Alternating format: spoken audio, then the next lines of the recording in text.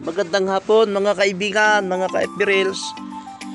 Ako ay gagawa ngayon ng syempre ng lumpia, at ang palaman ng aking lumpia ay giniling na baka na aking pong ginisa.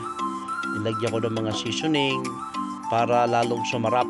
Ayan, kita nyo. Tapos pinalabig ko yung ginisa kong baka. Tapos saka ko po nilagay dyan sa lumpia na wrapper na yan. Ayan, nakita nyo, nakaisa na ako. At syempre ako naman ay medyo malinis naman ang kamay ko, at isa pa ay kami naman nakakain, hindi ko naman nabibenta. Ayan, ganyan lang po ako gumawa ng lumpia.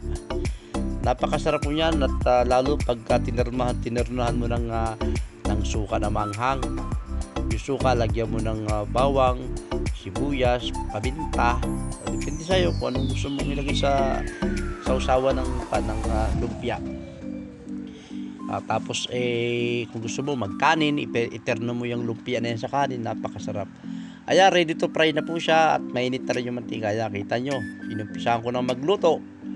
Siguro mga 3 o 4 na salang yan, kasi marami po yung ginawa kong lumpia So ganito lang po kami dito sa abroad, sa Riyadh. Ayan, nakita nyo, luto na ang unang batch.